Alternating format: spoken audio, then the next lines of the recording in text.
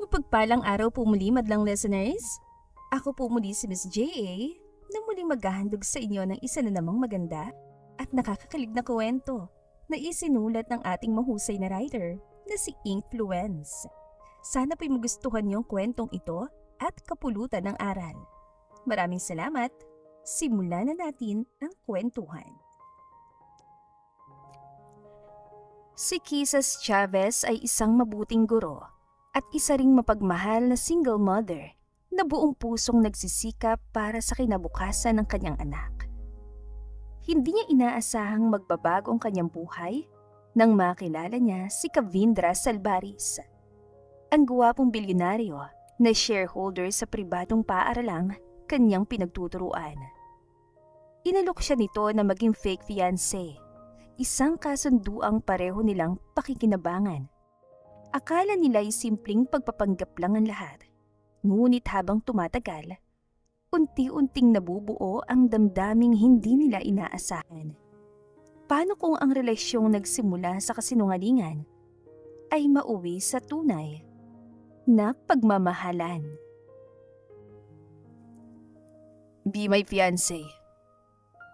Natunga nga si Kisas Chavez sa shareholder ng paaralan na tinuturuan niya na bigla na lang nag-alok sa kanya na maging fiancé nito. Sir, ang totoo, nasobrahan ka ba sa kakasinghot ng kating ko? What? Alam mo ba kung ano sinasabi mo ngayon, sir? Inaalok mo lang naman ako na maging fiancé mo. Hindi pa nga natin lubos na kilalang isa't isa. Nung isang linggo lang tayo nagkakilala tapos bigla-bigla ka na lang mag-aalok ng ganyan.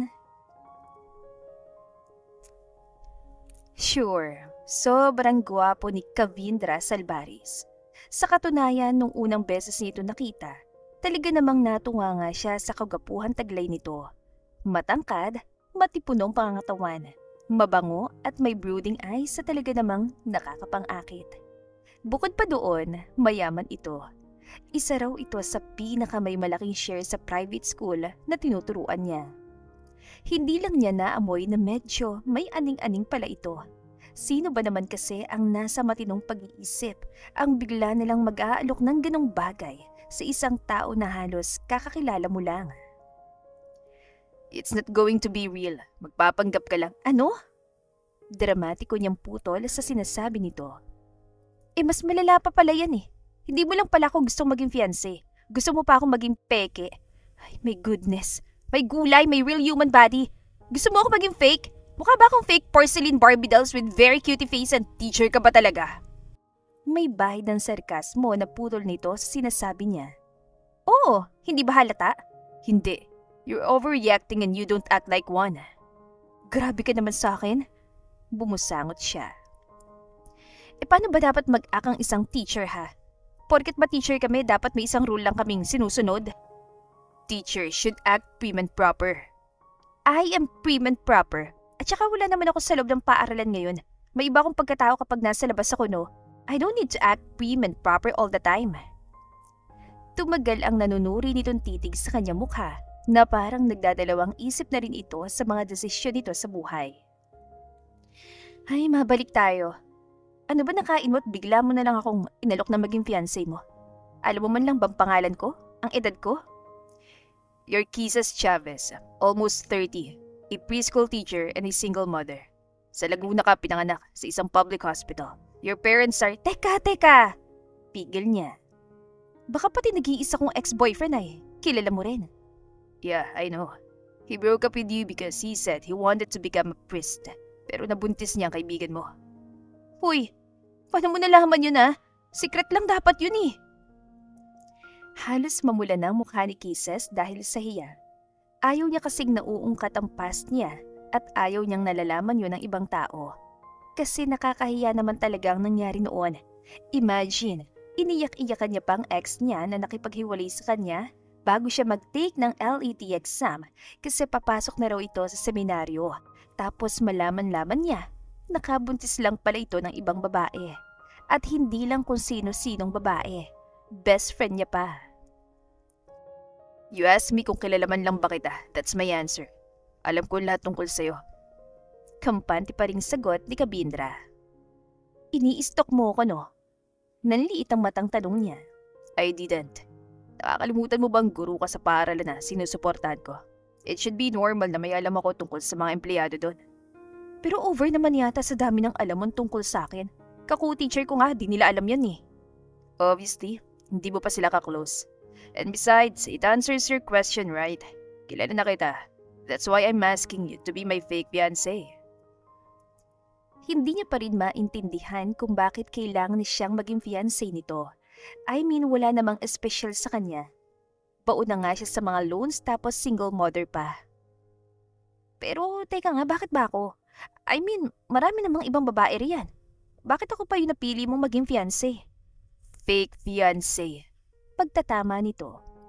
Oo na, fake na kung fake. Pero bakit nga ako? Because it has to be you. Huh?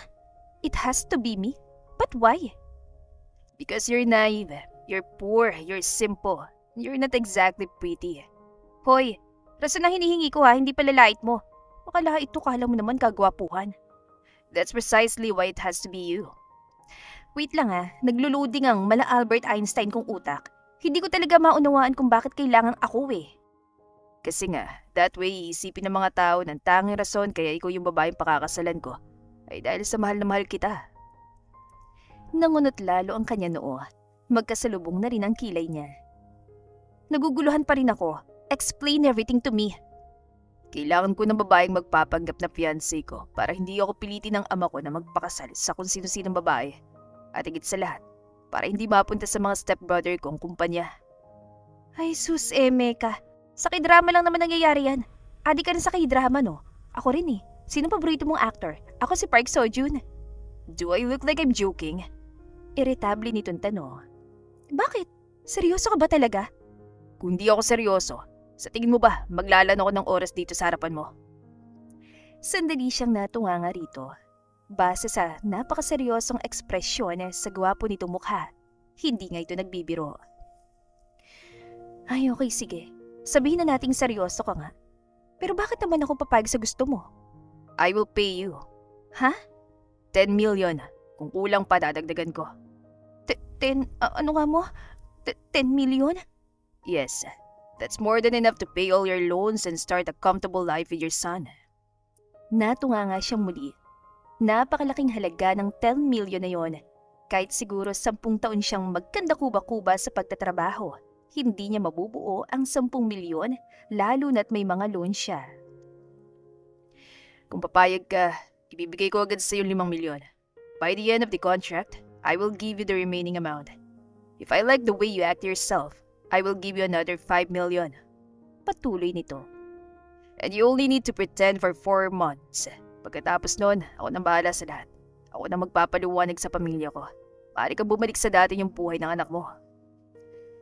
Hindi niya alam kung anong sasabihin. Di niya alam kung dapat ba siyang pumayag. Nakakatempt naman talaga ang 10 milyon.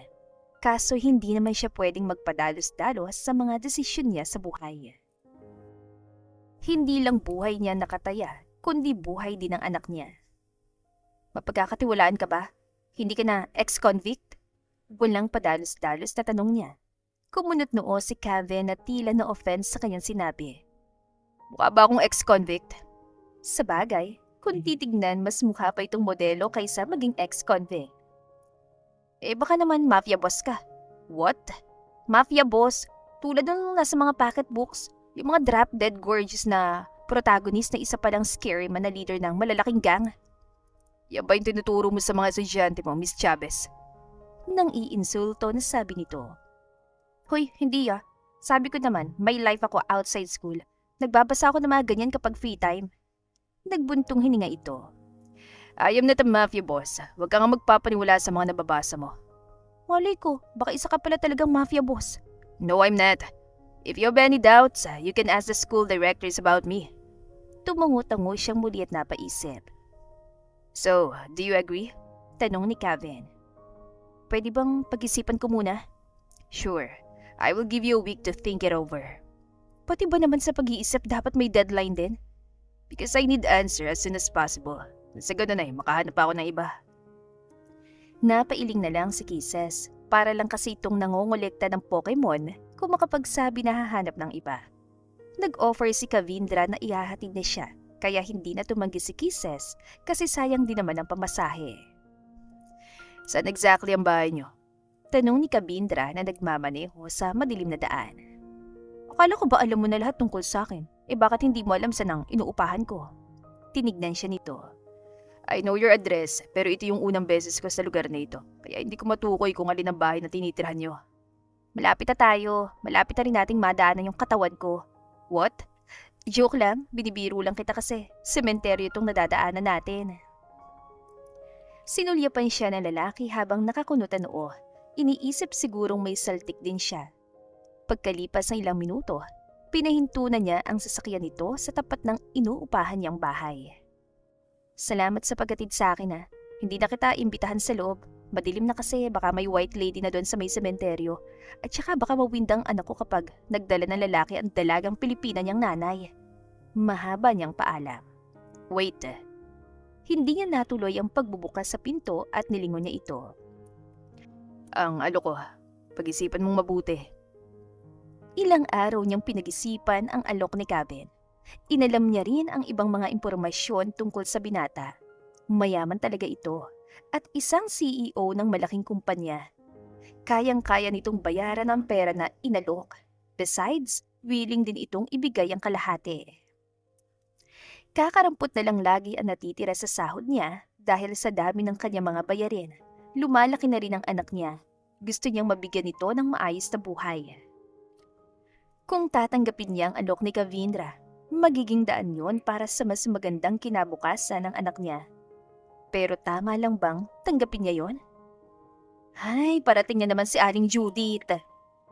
Pasalampak na napopo si Kisa sa sofa habang ang anak niyang si Sky ay nakikipaglaro sa ninong nitong si Dave na mas malambot pa sa cotton candy. Sino si Aling Judith, ma'am? Sino pa nga ba? Di yung Judith na mga bayarin. Humalakhak si Dave.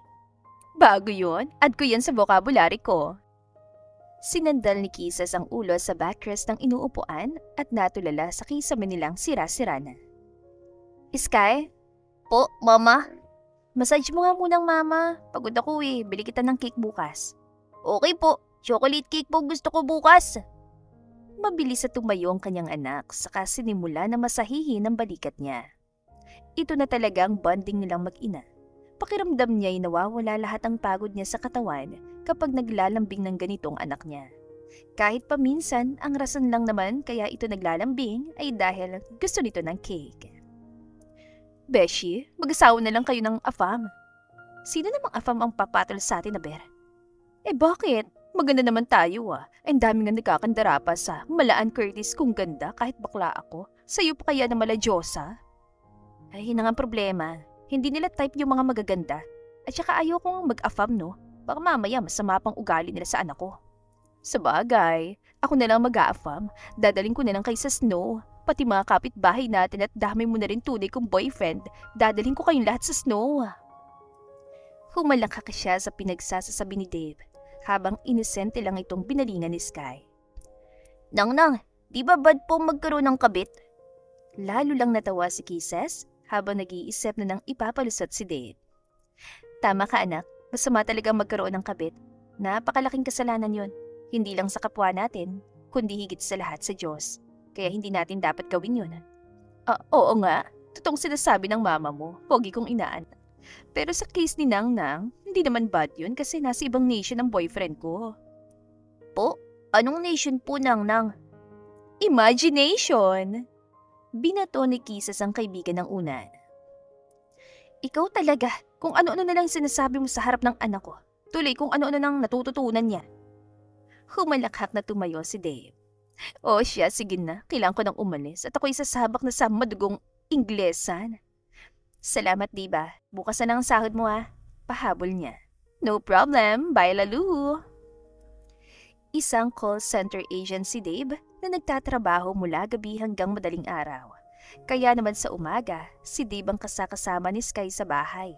Ito rin ang naghahatid at sumusundo rito sa paaralan. Siyempre, binabayaran niya si Dave para dito. Pero sa totoo lang, napakalaking tulong ng presensya nito. Kung wala si Dave, hindi na niya alam kung kanino niya maiiwan ang anak. Mama, Mahinang tawag ni Sky na nakahiga na sa kanyang tabi. Ano yon, anak? Huwag ka pong mag-apa, ma. Narinig ko po kasi na mahirap po pumunta sa ibang bansa kapag may anak. Ayoko po maiwan dito. Love ko naman po ang Nangnang pero ayoko po maiwan sa kanya dito. Napahalakak si Kisa sa sinabi ng anak. Huwag ka nga magpapaniwala sa sinasabi ng Nangnang mong yon, anak. Alam mo naman yon. At saka hindi ako mag-aafam at lalong hindi kita iiwan dito. Tiningala siya ng mapupungay nitong mga mata. Talaga po? Oo naman no, kaya sige na matulog ka na. Sabay hinalikan niya ang noo nito. Goodbye, teacher! See you tomorrow po! Goodbye everyone! Don't forget to do your homework, okay? And don't forget your family tree project. I will check it tomorrow. Masiglang paalam ni Kisses sa mga batang tinuturuan. Nakangiti niyang pinagmasda ng mga batang tinuturuan na isa-isa nang lumabas ng classroom at lumapit sa kani-kanilang yaya. Maganda't kilalang paaralan tinuturuan ni Kisses, kaya halos lahat ng mga nag-aaral dito ay anak ng kilalang mga negosyante o kaya mga politiko. Ang pangarap ni Kisses ay dito rin makapag-aral ang anak niya. Ang kaso, masyadong malaki ang tuition, hindi niya pa kaya. Sa ngayon ay sa public school pumapasok ang kanyang anak. Maganda rin naman doon, pero syempre, iba pa rin sana kung dito rin pumapasok ang kanyang anak kasi mas malapit sa kanya. May kumatok sa pintuan kaya naag-angat siya ng tingin. Sir, nasa labas na yung sundo mo. Ha? Sundo ko? Kunot noon niya. Oo, sir. Nag-aantay na sa yung driver niyo. Sandali siyang nag-loading at napagtanto kung anong araw ngayon. Ikaw naman, sir. Hindi mo naman sinabi sa amin na big time ka pala. May driver pa kayo. Bahagya siyang napatawa at iling. Kung big time ako, edi sana hindi ako bound sa loans ngayon, di ba? Kaibigan ko lang yon. Nakalimutan ko may lakad pala kami.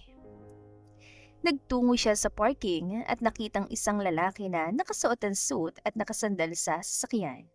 Gwapo at matangkad din na lalaki, pero ngayon niya lang ito nakita. Lumingalinga pa siya para hanapin si Kabindra. Excuse me, sabi niya sa lalaki. Your teacher Kisses? Yes, ako nga. Agad itong ngumiti sabay lahat ng kamay. I'm Jay, Mr. Salbari's secretary. I'm here to pick you up. Sabi ni sir ay malilate siya dahil may last minute meeting pa siya. Kaya sa restaurant ko na lang siya hintayin. Hindi na siya nagtanong pa at sumama na lang dito. Sa isang 5-star restaurant siya nito dinala. At ito ang unang beses niya rito. Ang sabi ni Jay ay antayin na lang daw niya ang boss ito sa pinareserve nitong table. Buti na lang talaga at hindi naman umalis si Jay at sa kabilang table lamang ito naupo. Habang naghihintay, iniisip din ni Kisses kung tama lang kaya itong mga desisyon niya sa buhay.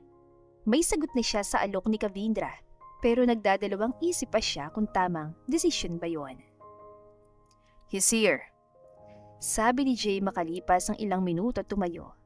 Naglalakad si Kevin palapit habang may kausap sa tawag. He looked absolutely dashing in his outfit.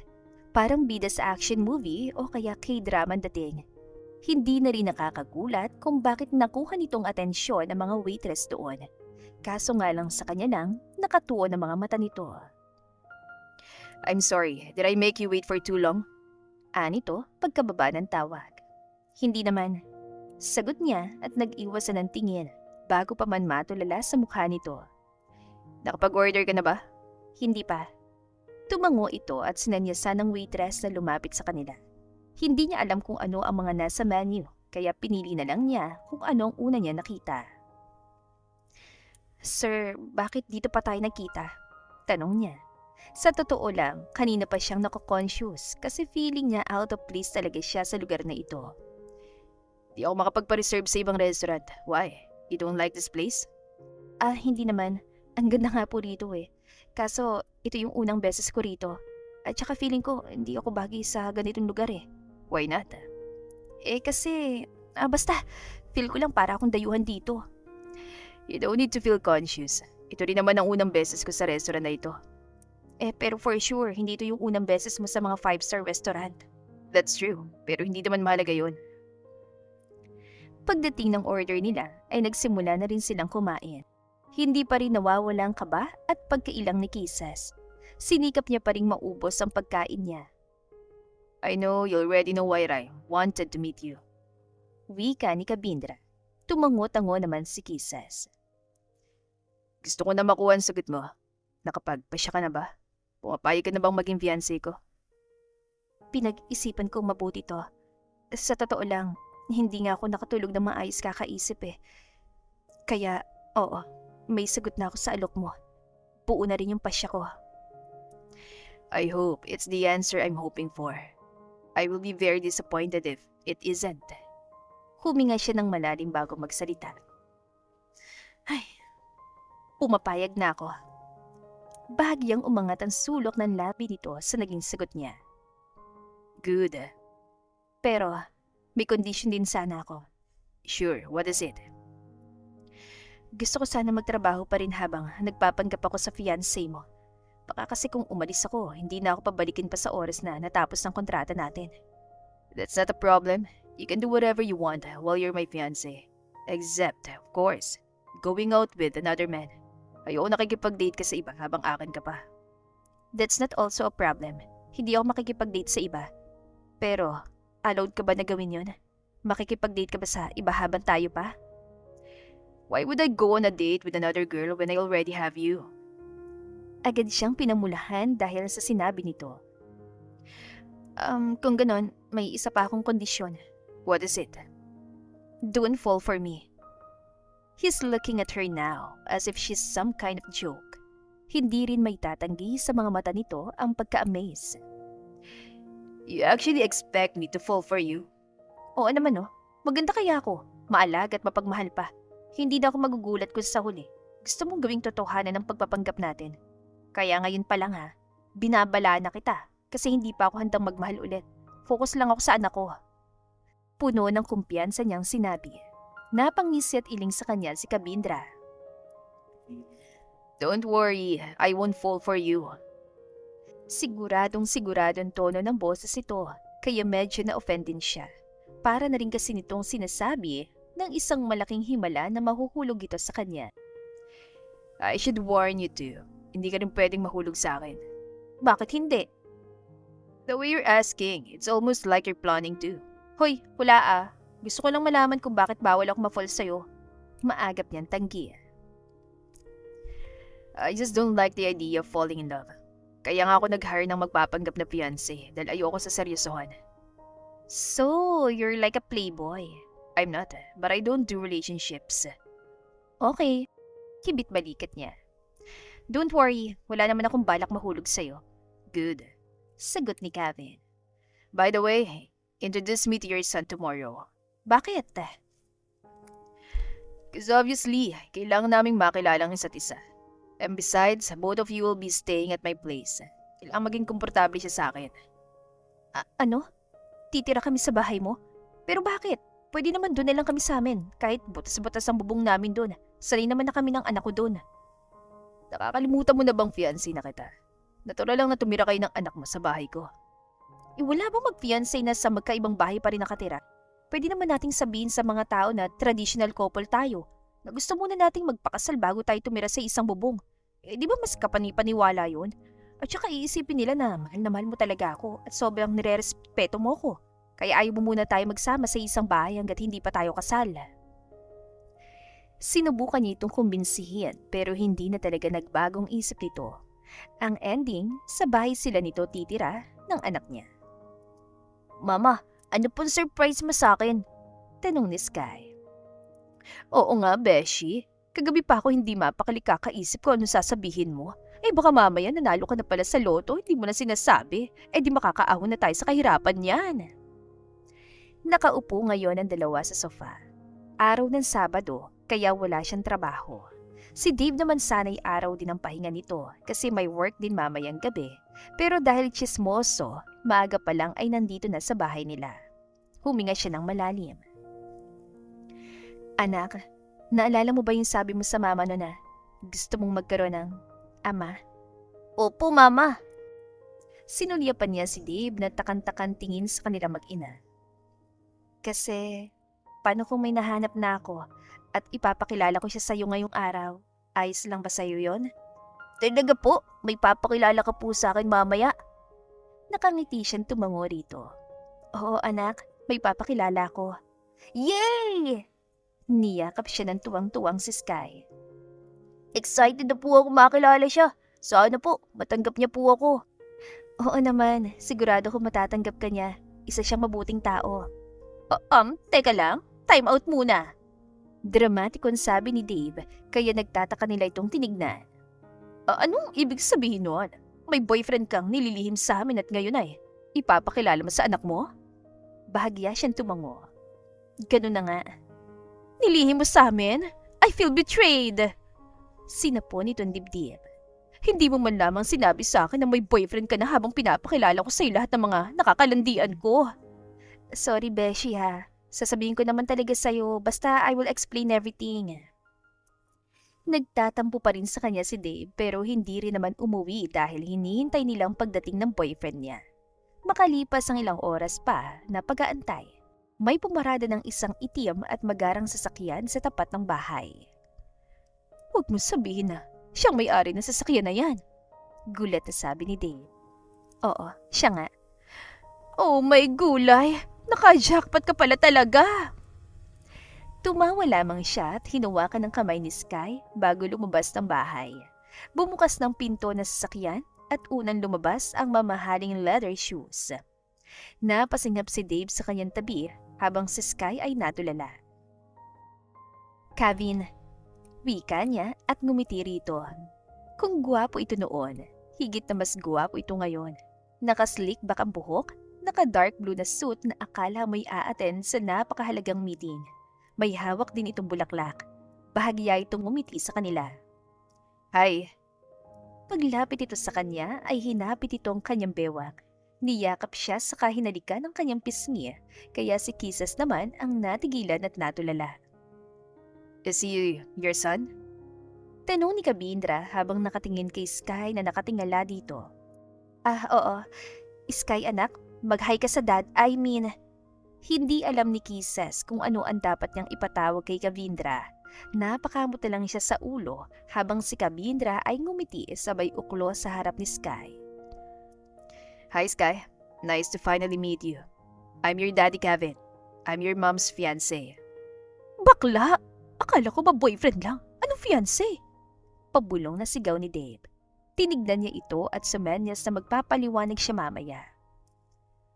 Pwede po ba talaga kitang tawagin na daddy? Inosenteng tanong ni Sky. Oo naman, you can call me whoever you want. Tugon ni Kabindra. Papa na lang po, mas gusto ko pong papang itawag sa'yo. Okay, sure, you can call me Papa. Biglang yumakap si Sky kay Kabindra. Maging si Kevin ay tila nabigla rin sa ginawa ng bata. Kalaunan ay napangiti rin. Siya nga pala Kevin. Ito si Dave, best friend ko, sa kaninong siya ng anak ko. Nice to meet you, Pogi. Sabi ni Dave sabay lahat ng kamay na tinanggap naman ni Kabindra. Nice to meet you too, Dave. Dave? Mas gusto kong tawagin akong Dave. Nakakawala ng gandang Dave eh. I see. Tumango si Kabindra bago bumaling kay Kisses at binigay ang bulaklak na hawak. For you. Nag-iinit ang pisngi na tinanggap niya ang bulaklak at nang aasar siyang siniko ni Dave. Taray ng beshi ko, nasa lover girl era na. Nahihiya niya lang na sinulyapan si Dave bago ngumiti kay Kabindra. Salamat Kevin, hindi ka na sana nag-abala. That flower suits you so well. It's just as beautiful as you are. Lalong namulang kanyang pisngi habang si Dave ay napaubo-ubo.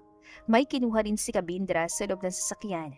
Isa pang bouquet ng bulaklak at 2 paper bag. Ibinigay nitong bulaklak at isang paper bag kay Sky, habang ang isang bag ay kay Dave na hindi nag-e-expect na bibigyan din. Taray Beshi, ang usapan natin, ako mag-aapam sa atin, nauna ka na pala. Nangingisi-ngisa si Dave habang pinagmamasdan nila si Sky at Kabindra na abala sa pagbubukas sa mga laruan. Kakakilala lang ng dalawa, pero close na agad si Sky kay Kabindra. Pero in fairness naman sa fiancé mo, bagay sa kanya maging ama. At saka mukha namang magiging mabuti siya sa inyo. Kilala mo naman si Sky, malakas pang amoy niyan sa mga tao. Pero dyan sa papa niya, naging open agad siya.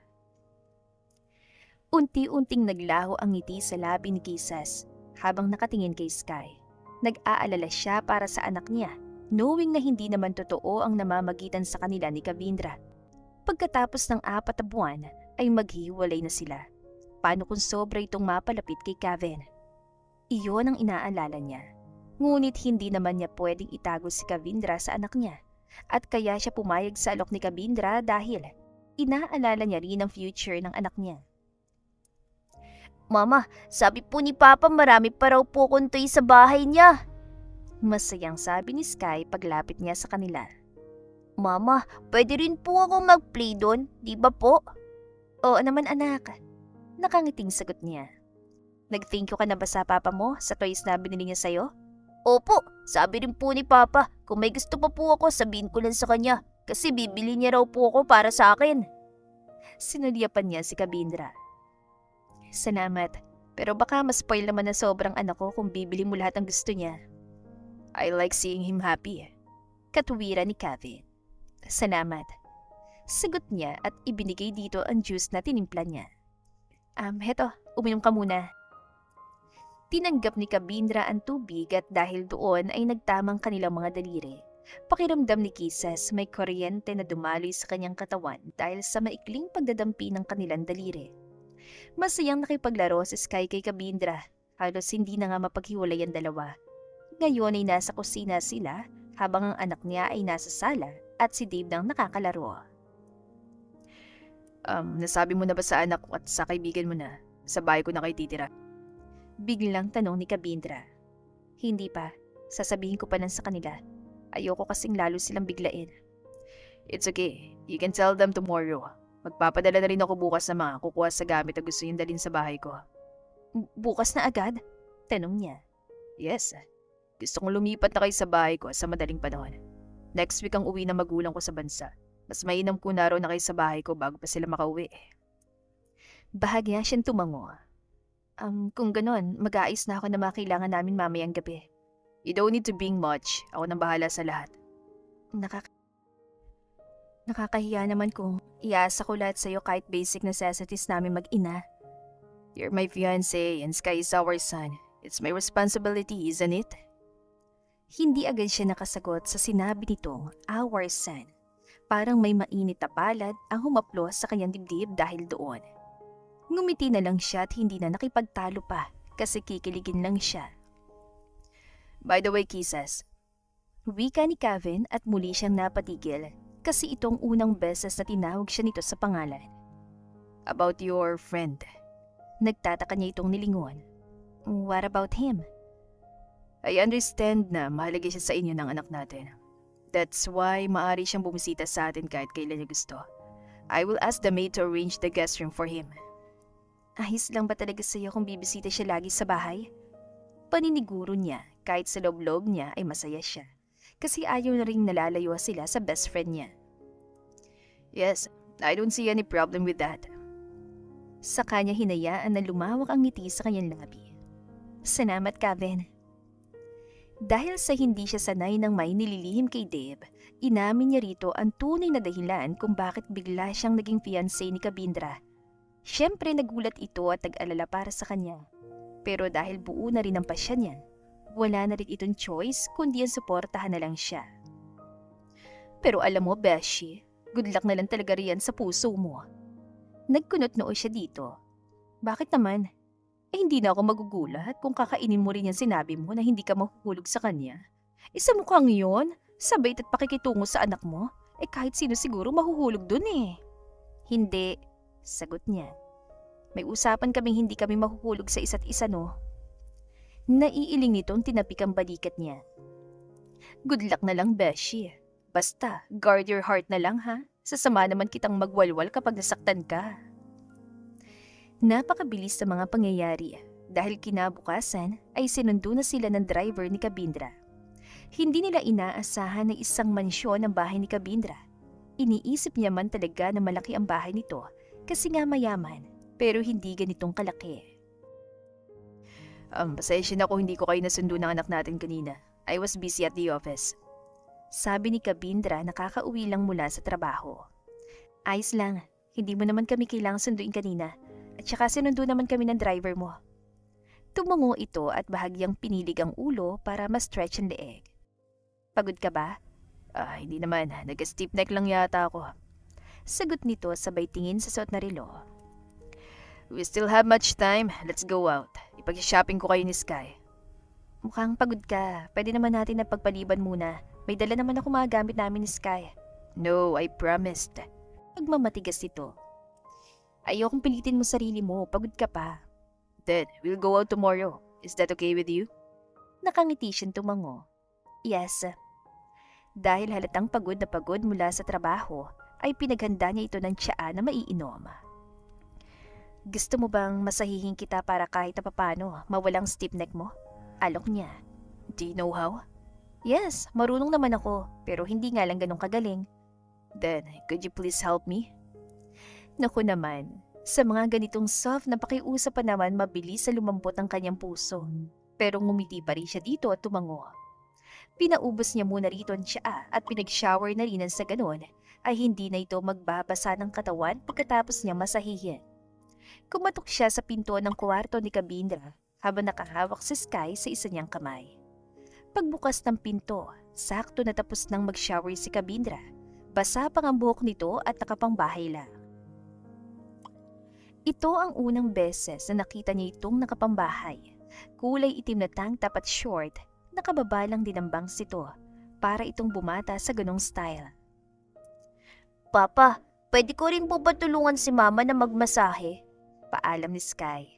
Nakangiting ni Yuko ito ni Gavin. Oo naman anak. Pumasok ng dalawa sa kwarto kaya sumunod na rin siya. Sa itim na couch na upo si Gavin.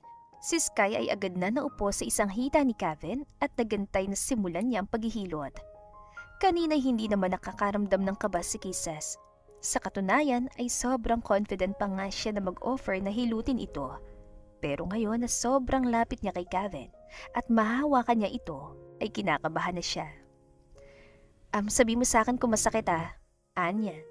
Tumango lang si Gavin at nirelax ang sarili. Huminga naman siya ng malalim bago sinimula na hilutin ang bandang balikat at leg nito. Agad ding tumulong si Sky at ang kabilang balikat naman ni Gavin ang hinilot ito gamit ang maliit na kamay at napapangiti si Gavin dahil doon. You're good at it anak. Puri nito. Lagi po ako nagmamasahe kay Mama kapag pupagod siya sa work. You're a good son. Bagiyan itong minulat ang mata para guluhin ang buhok ni Sky. Hindi may tatanggi ang init sa dibdib na nararamdaman ni Kisses dahil sa interaction ng dalawa. Para talaga silang tunay na mag-ama, napakabait ni Kabindra sa anak niya. Sa bawat galaw ng kamay ni Kisses ay bahagyang napapaungol si Kabindra at kita niyang mas relax na ito ngayon. Hindi na mabigat ang ekspresyon habang nakapikit ang mga mata. Dagdagan ko ng konti yung pressure Paalam niya. Pinagmasdan niya ang mukha ni Kabindra. He looked more relaxed. Para nangang makakatulog na ito.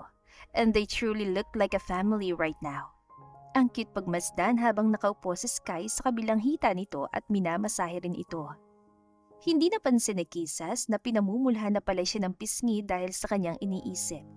Kaya naman nang magmulat si Kabindra at diretsyong napatitig sa kanyang mukha, ay ang namumula niyang pisngi ang agad itong napansin. You're red. Puna nito. Iniwas niyang tingin at nag-isip ng ipapalusot. Mainit lang. Base is on full blast. Gusto mo bang dagdagan ko pa? Hindi na. Baka mamaya pasukin naman ng lamig ang katawan mo. Ayos lang ako Patapos na rin to. Okay. Sagot nito. Pero ang mga matay hindi pa rin inaalis sa kanya habang nakasandal ang ulo sa sofa na para bang sinisiguro nito kung ayos lang talaga siya. Pakiramdam tuloy ni Kisses parang may naghahabulan na kabayo sa dibdib niya dahil sa sobrang bilis at lakas ng tibok ng puso niya. Mabuti na lang at nagsalita ang anak niya at nagkuwento kay Gavin kaya hindi narinig ni Kabindra ang nagwawala niyang puso. Thank you, Kisses. Sabi ni Gavin pagkatapos. Yumuko rin ito kay Sky at muling ginulong buhok nito. Thank you rin sa massage anak. Narelax ako. Talaga po, Papa? Gusto mo po ba lagi kitang i-massage tuwing galing ka po sa work? Pwede ba yon? Di ka ba mapapagod? Umiling-iling si Sky. Hindi po. Ganon, pamassage lagi ang papa pag uwi ko mula sa trabaho. Pwede ba yon? Malambing at mababa ang tono ng boses ni Kevin habang kausap si Sky. Opo, papa. Pwedeng-pwede po. Lalong napangiti si Kabindra at ginulong muli ang buhok ni Sky. Thank you, anak. Pagkatapos ay muli itong tumayo ng tuwid at tinignan si Kisas na napapangiti na pala habang pinagmamasdan ang mag-ama kanina. Good night, Kisas. Nahihiya siyang tumango. Good night. Kinabukasan, tulad ng pangako ay lumabas sila at pinag-shopping nito. Sobrang dami ng mga binili nito para sa kanila na kahit pinigilan na niya at sinabi na hindi naman nila kailangan yon, ay hindi talaga ito nakinig. Kahit mga laruan, sobrang dami ng binili nito. Ihatid ko na kayo. Ani Kevin nang makita na bihis na sila para pumasok sa trabaho at sa paaralan. Baka maliit ka sa trabaho mo, sagot niya. No, mamaya pang meeting ko. Sinadya akong gumising na maaga para mahatid ko kayo. Tumango siya, kahit nahihiya at kinikilig na rin. Salamat. Excited si Sky pumasok kasi itong unang beses na ihahatid nila ito. Hindi nga ito mapakali sa backseat. Habang si Kisas na nasa passenger seat ay pilit na kinakalmang nagwawala niyang puso. By the way, should we transfer Sky to the school where you work? Tanong ni Kevin. Yun sana yung plano ko, kaso tingin ko mahirapan si Sky eh. Tingin ko makakapag-adjust siya agad dahil naroon ka. Besides, mas mapapanatag tayo dahil malapit siya sa'yo. Sumulyap ito sa kanya. If you want, I can have my secretary take care of the transfer process. Nginitian niya ito. Salamat, Kevin. Hindi ko tatanggihan yan dahil noon ko pa gusto na mailipat si Sky dahil nag-aalala rin ako sa kanya. Great. Huwag ka mag-aalangan na sabihin sa akin kung may iba ka pang gusto. I will handle everything. Pagdating nila sa school ni Sky, humalik pa muna ito sa kanilang pisngi bago pumasok. Abot ay nga pangiti nito habang kumakaway sa kanila. He looks so happy. Wika ni Kevin. Ngayon ko lang ulit kasi siya nahatid sa school niya. Why? Palagi kasi akong abala sa trabaho, kaya most of the time, si Dave yung tagahatid sundo niya. What about his father? Di ba siya naglala ng oras para kay Sky? Umiling siya. Hindi naman lihim na wala talagang ama si Sky. Ni anino ng ama ni Sky ay hindi niya nakita. At kahit nga tunay nitong ina ay wala rin siyang alam. Wala siyang ama, sabi niya. Where is he? Hindi ko alam. Wala akong balita sa kanya. I see. Sabi nito at hindi na nagtanong pa. Hindi tunay na anak ni Kisa sa Sky. Inampun niya ito nung sanggol pa lamang at naging honest naman siya kay Sky tungkol doon. Sadyang ayaw niyang ipagsabi sa ibang totoo kasi ayaw niya na iniisip na Sky na ampun niya lang ito. Para kasi kay Kisas, tunay na rin niyang anak ito.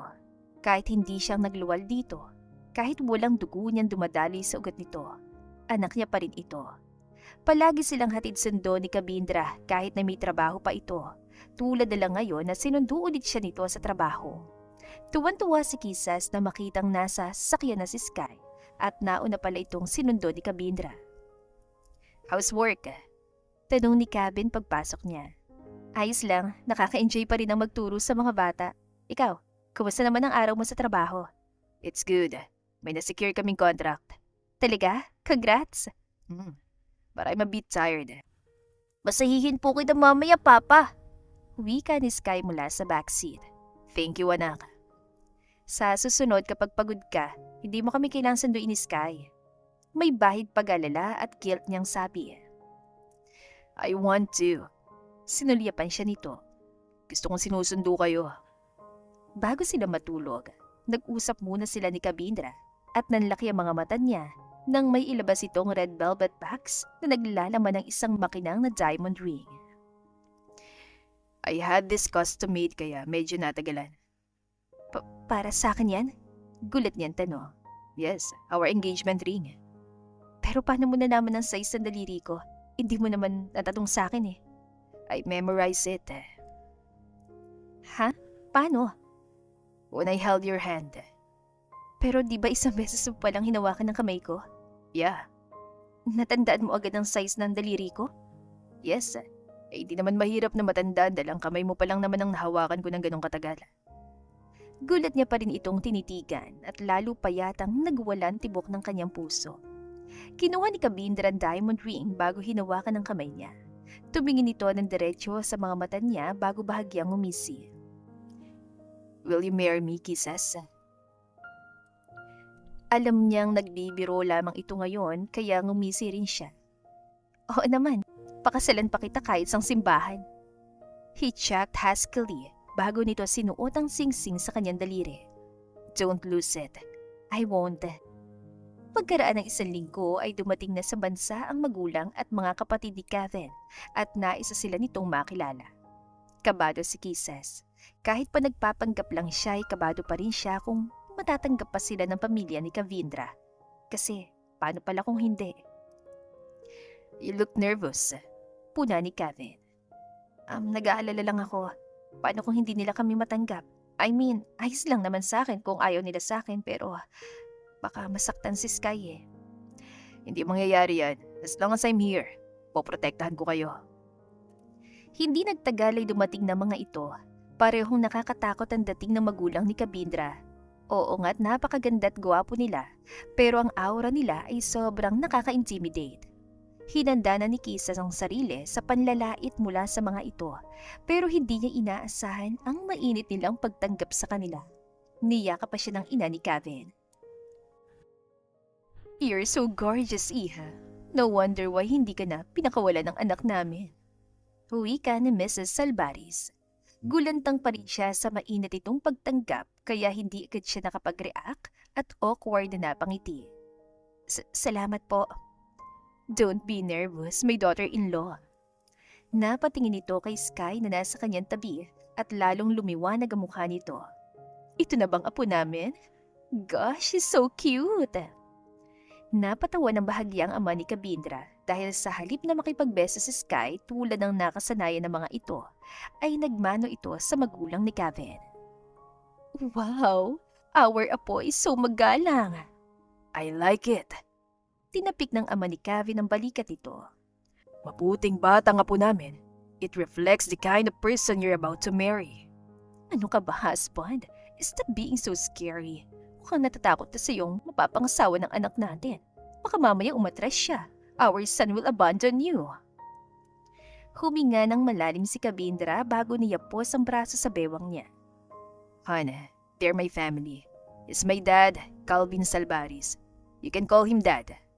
Turo nito sa ama. Sunod, tinuro ang ina. She's Zia, my stepmother. And you can call me Mom. Singit ni Mrs. Salvaris. Yeah, whatever. Mairap na sagot ni Kevin. Those are my older brother and sister. Tukoy nito sa 2 lalaki at isang babae na nasa likod. Hi! Tinaas ng lalaking may malalim na dimples ang kamay. I'm Calvin, and this is Kroger.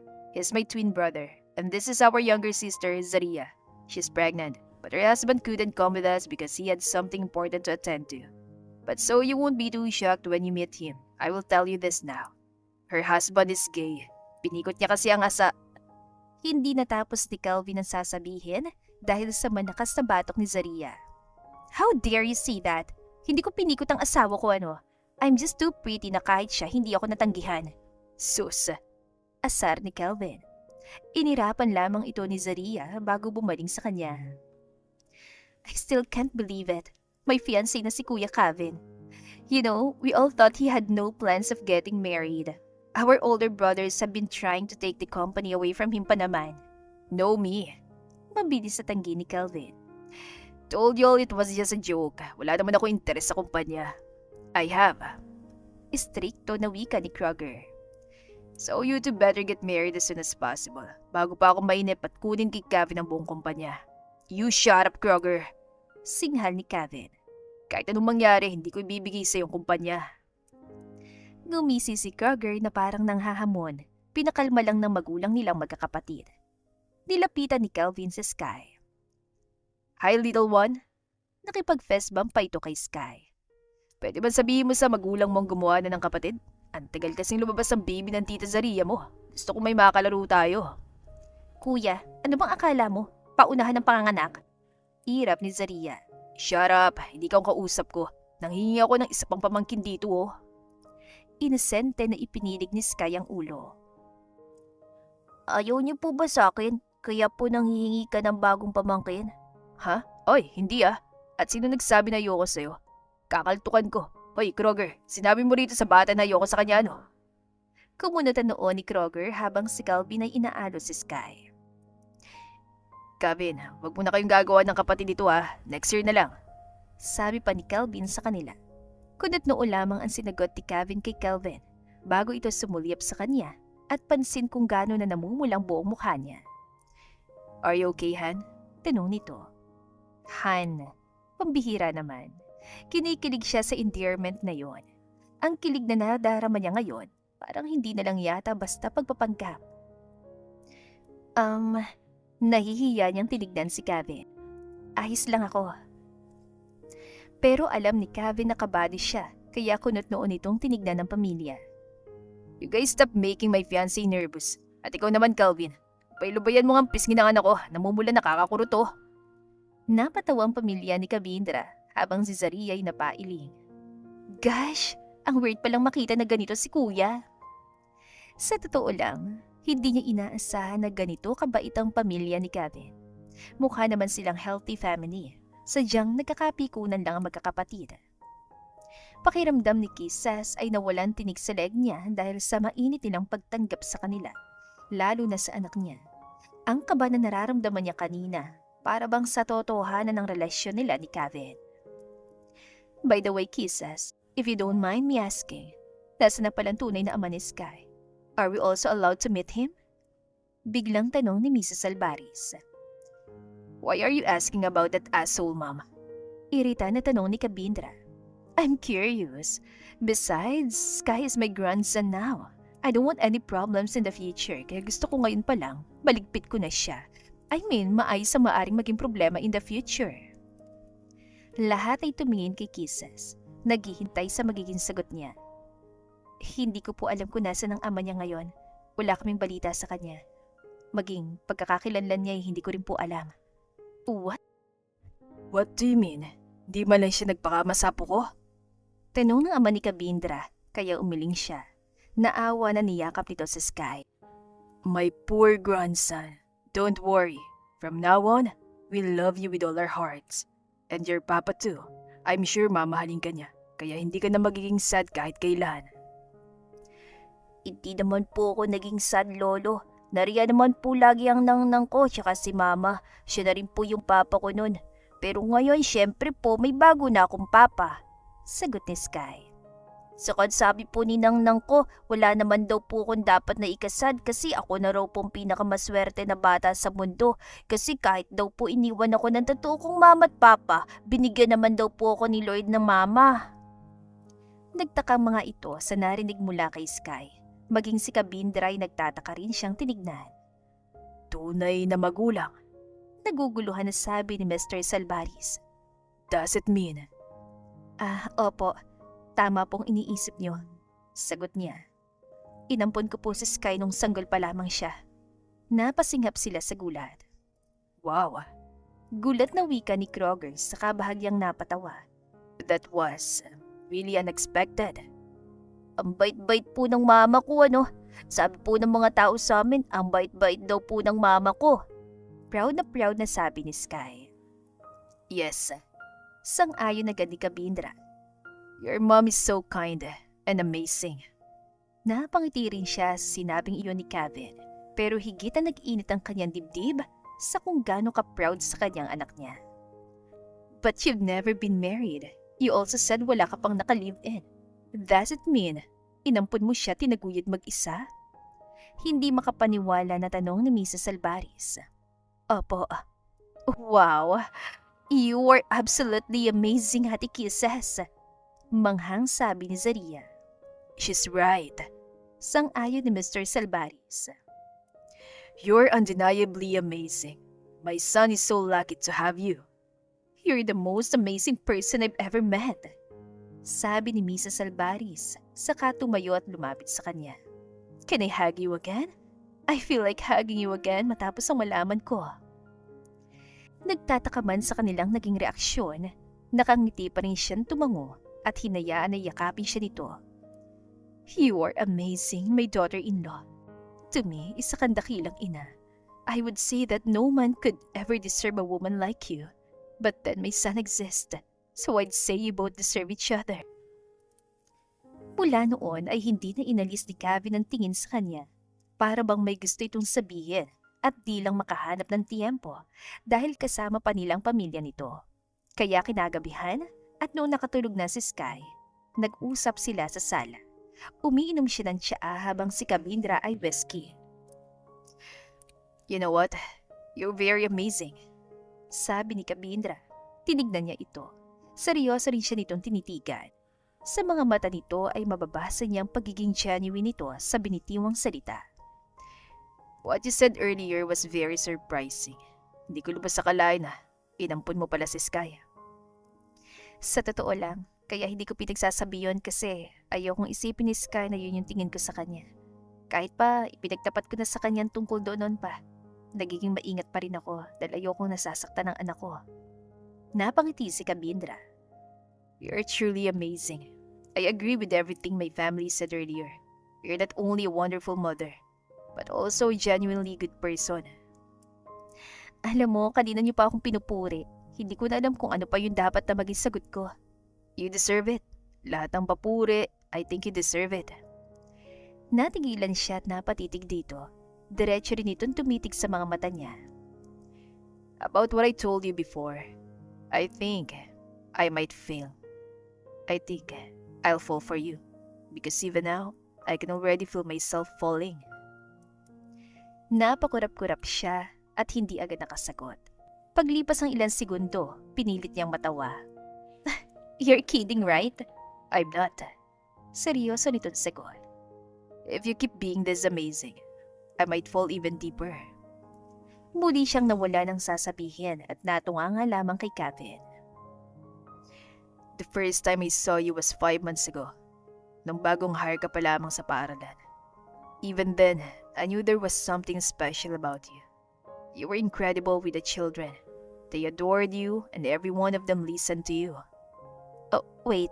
Are you saying that 3 weeks ago wasn't actually the first time we met? Well, una kita nakita 5 months ago. But I don't know if you noticed me. Let's say, isa ka sa mga rason kaya ako nagpasya na suportahan ng paaralan na tinuturuan mo. Kibit balikat nito. Nalaglag ang panga niya sa pinagtapat nito. I didn't think you could become any more amazing. But somehow, every single day, you keep proving me wrong. You never stop surprising me. Ngumisi ito. And somehow, I fall for you a little more. Hindi na mahanap ni Kisses ang tamang salita na maaari niyang isagot dito. So I'm telling you this now. Maaring hindi ko matupad ang isa sa mga kondisyon mo. Because just so you know, I'm already starting to fall for you. Napakakulang ng pagkakasabi nito noon habang si Kisses, heto, parang hindi na siya makahinga ng maayos sa sobrang bilis ng tibok ng kanyang puso at parang hindi na rin siya nakakapag-isip ng maayos. Ayos lang. Makalipas ang ilang sandali ay sagot niya kaya nagkunot noo si Kabindra. Meaning, ngayon pa lang ay ramdam ko na rin naman nakakainin ko rin ang mga salita ko. Kaya ayos lang kung mahulog ka. Magaling naman akong sumalo eh. Kahit nga maliit na mangga na mula sa puno nasasalo ko. Ikaw pa kaya na napakalaki mong tao? Napatawa rin si Kabindra sa kanyang sinabi. Sa tingin ko, wala namang masama kung paminsan-minsan ay kakainin natin yung ating mga sinasabi. Patuloy niya. Right. Bahagya itong natawa. Mabubusog tayo ron. At sa pagkakataon na yon, pareho silang walang balak na pigilan kung ano man ang maaaring mabuo. Yes, kasunduan lang ang lahat nung una. Isa lang siyang hired fiancé. Pero kung may lumalim mang feelings, pareho silang handa itong i-embrace. Lumipas ang ilang linggo at lalo pang napalapit si Sky sa pamilya ni Kevin na sa tuwing bumibisita sila ay halos ayaw nang umuwi. Pinaglilihan na nga yata ni Zari ang anak niya. Sobrang buti rin ang pakikitungo nila sa kanya kaya hindi maiwasan na makadama siya ng guilt kasi parang niloloko lang nilang mga ito Kasi after all, nagpapanggap lang naman sila. Although pareho naman sila ni Cavi na open sa chance na mahulog sila sa isa't isa, nagpapanggap pa rin sila. What's that? Usisa ni Cavi na makitang may hawak siyang invitation. Wedding invitation. Kasal ng ex ko sa sunod na linggo. Oh, lumapit ito. Atan ka ba? Oo naman, pareho ko silang kaibigan. He's your ex. And it's all in the past now. At saka kaibigan ko sila na magiging asawa niya. Pareho naman kaming masaya ngayon. Kaya wala naman akong nakikitang masama kung dadalo ako. Nag-aalala siya nitong tinignan sa mga mata. Will you be okay? Hoy, teka lang ha. Baka iniisip mong apektado pa ako ah. Matagal na yun, move on na ako. Meron na nga akong ikaw. Tsaka masyadong immature ang relasyon namin nun. Di na ako apektado. Tuluyan na itong napangiti. Then I hope you enjoy it. Actually, pwede ako magsama. Kaya niisip kong isama kayo ni Sky para makilala niyo rin sila. Free ka ba next week? Yes, of course. Mabilis itong sagot na parang iyon lang ang inaantay nitong marinig. Kasama niya nga ang dalawa nang dumalo sila sa kasal ng kanyang kaibigan at dating nobyo. Inasar pa siya ni Dave kasi sinama niya pa raw talaga mag-ama niya. Sa totoo lang, wala naman siyang hidden agenda kaya sinama niya mga ito. Gusto niya lang talaga na makilala rin nilang mga tao na minsang naging mahalaga sa buhay niya. Hindi namin alam na ikakasal ka na pala. Sabi ng bride na si Mara sabay sulyap kay Kabindra na buhat si Sky at hawak ang isa niyang kamay. Ah, oo. Nakangiti niyang sagot. Congrats sa inyo ah. Happy wedding. Masaya ako para sa inyo. At saka congrats din at magkakaroon na ng kapatid si Joaquin.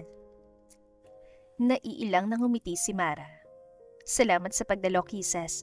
Pasensya ka na rin sa mga nangyari nun ha. Bahagya siyang tumawa. Ano ka ba? Wala na yon. Napakatagal na nun. It doesn't matter to me anymore. Pero, yumuko ito. Pinagsisihan ko talaga nagawa namin sa'yo nun. I told you it's fine. Malumanay niyang sagot. Matagal ko na kayong napatawad. At saka kaya nga kami nandito because I am genuinely happy for the both of you. Dahil puno pa rin ng regret ang mukha ni Mara, hinawakan niyang kamay nito. We're friends, Mara. That's why I am genuinely happy for you. Kalimutan mo na yung nangyari noon. Pareho na tayo may kanya-kanyang pamilya ngayon. Masayang-masaya rin ako sa pamilya ko. And I want you both to feel the same. Thank you, Kisses. Niyakap siya nito na mahigpit. Thank you, really. Ngumiti rin sa kanyang groom ng ex at nagpasalamat din ito. Pinanood lang sila ni Kabindra at pagkatapos, binati rin itong bagong mag-asawa. Sa kasal namin, aasahan ko rin ang pagdalo nyo. Wika ni Kabindra na ikinatigil niya rin. Sure, Mr. Salvaris. Maraming salamat sa pag-imbita sa aming mag-asawa. You're crazy, Kevin. Sabi nung sila na lamang. Inimbitahan mo talaga sila sa kasal na alam nating hindi magiging totoo? Why? Ngumisi ito. Ayaw mo bang totohanin na lang natin? I'm a good husband, you know? Crazy. Hindi ka pa nga sigurado kung gusto mo na ba ako. Ganyan agad ang sinasabi mo. Nag-i-invite ka pa. Halakhak niya. Says who? Ha? Sino nagsabi na hindi pa ako sigurado? Natigilan siya at hindi makapaniwala na napatitig dito. What are you saying? Gumisi lang ito at hindi na nakasagot dahil tinawag na sila ni Sky. Bala ko nang ipagtapat sa magulang ko totoo na nagpapanggap lang tayo. Seryosong sabi ni Kabindra isang araw. Kahit malayo pa bagong end ang contract natin, may bahid ng pag-alala niyang tanong. Yeah, masyado na nila kayong mahal. Ayokong masaktan sila kapag hindi ko pa pinagtapat ang totoo. Mabagal siyang tumango. Kung ganon, dapat na rin ba kami umalis ng anak ko? At bakit naman kayo aalis? Nakakunot ang noon ito. Ipagtatapat ko lang sa kanilang totoo para mas lalo pa nila kayong mahalin. Wala akong balak pakawalan kayo ng anak natin. Pero since aaminin ka sa kanila, hindi ba tapos na rin ang pagpapanggap ko nun? Kaya dapat lang na umalis kami. Then, let's make it real. Seryoso nitong sagot. Ha? I told you before, kinain ko sarili kong salita dahil nahuhulog na ako sa'yo. And now, tuluyan na nga ako nahulog. Well, you can't blame me. You're too amazing, kaya lalo ako nahuhulog. Seryoso itong tumitig sa mga mata niya. Kaya gusto kong totohanin na natin. Kevin, Liligawan kita. wika nito. I will do whatever it takes until you love me back. So don't ever think about leaving me. Dahan-dahan na gumuhit ang ngiti sa kanyang labi bago mabagal na tumango. Okay, bibigyan kita ng chance. Hindi kami aalis. Pero patunayan mo munang mahal mo kami. Ngumisi ito. Challenge accepted. Noong ipinagtapat ni Kabindra ang totoo sa pamilya, inaasahan na nila na magagalit ito sa kanila. Kasi after all, nagsinungaling sila. Kaso, pinagkibit-balikat lang nila yon. Kasi mahinala na rin naman daw sila simula pa lang. Hindi lang nila ibinunyag kasi nung mas nakilala nila si Kisses, nagkaroon sila ng pag-asa na magiging maayos ang resulta. At tama nga sila. Si Kabindra ang nahulog sa sarili nitong patibo. Ngayon ay ayaw na nitong humiwalay sa kanya. Parang hindi na kayang mabuhay kapag wala siya. Para saan to? Nagtataka na tanong ni Kisses nang dalhin siya ng kanyang nobyo sa rooftop ng restaurant kung saan siya nito dinala kanina para sa every weekend date nila. Yes, nobyo. Matapos mapatunayan ni Kabindra na mahal nga sila nito ng anak niya, hindi na siya nagpatumpik-tumpik pa at ibinigay na rito ang matamis niyang oo. Nagtaka lalo si Kisses nang sumindi ang ilaw sa paligid nila, kaya lalo pa yung naging romantic. Lalo pat sobrang dami rin ng disenyo sa paligid nila. Ano bang nangyayari, Han? Ngumiti lang si Kevin at tumingin kung saan nanggaling ang boses si Sky. Lumapit sa kanilang anak at inabot ang maliit na bags kay Kevin. Papa, ang singsing po. Thank you, anak. Sabi ni Kabindra, sabay bahagyang ginulo ang buhok ni Sky. Ngumiti lang si Sky bago tumingin sa kanya. Good luck po, Mama. Pagkasabi noon ay tumakbo na si Sky papunta sa nangnang nito na nag-fighting gesture pa sa kanya. Han, seriously? Kinakabahan siyang tumawa. Ano ba to? Nalaki ang mga mata niya nang lumuhod si Kabindra sa harapan niya. Nataop pa niya ang bibig, lalo na nang buksan itong box at makitang singsing ang laman noon. I never imagined that a fake promise would lead me to the woman I'd want to spend the rest of my life with. But here we are. Pero kahit ganun ang ating naging simula, gusto ko malaman mo na hindi naging fake ang nararamdaman ko sa'yo. Mahal na mahal kita. To be honest, I can't really tell kailan ba ako nagsimulang mahulog sa'yo ng ganito. Probably it was when I first saw you. Dapat first sight nga yata yun. Ginawa ko lang palusot ang fake arrangement na yun para mapalapit sa'yo. Bagaman naluluha, natawa rin siya sa sinabi nito. Kasi sa wakas, inamin na rin ito ang totoo na dahilan lang nito ang arrangement na yon. Kasi from the very start, interested na talaga ito sa kanya. But this time, I want everything to be real. I want you to be my fiancé for real. I want to marry you. I want to marry you, build a home with you, love you for the rest of my life, and be the father Sky can proudly call his own. Huminga ito ng malalim bago nagpatuloy. Will you marry me, Kisses? Tuluyan ang pumatak ang luha sa kanyang mga mata. Alam mong mahal na mahal din kita, di ba? Nanginginig ang kanyang tinig. My answer is still the same. Yes, pakakasalan kita kahit saan pang simbahan. Thank you, hon. Nanginginig na sinuot nito ang singsing sa daliri niya. Pagkatapos ay tumayo at niyakap siya na mahigpit. Thank you. Thank you so much. Pagkakalas sila sa yakap, sunod nitong sinakop ang kanyang labi sa mainit na halik. Lumabas naman sa pinagtataguan nilang pamilya ni Kabindra na kanina pa palang naroon at nanonood lang. I love you so much, Han. Sabi ni Kabindra at pinagdikit ang noo nila. I know. Congrats po, Mama at Papa! Bati ni Sky habang tumatakbo palapit sa kanila. Pagkalapit ito, binuhat agad ito ni Kabindra at pareho silang humalik sa magkabilang pisngi nito. Kasabay noon ay ang pagpalakpakan ng pamilya nila at mga fireworks sa kalangitan. Napangiti na lang sila at magkahawak kamay na pinanood ang makukulay na fireworks.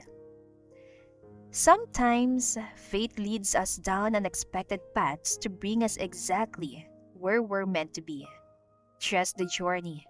It may lead you to the love and life you've always been waiting for. At dito na po nagtatapos ang ating kwentong pag-ibig. Maraming salamat po sa pakikinig. To God be the highest glory. Hanggang sa muli. Paalam!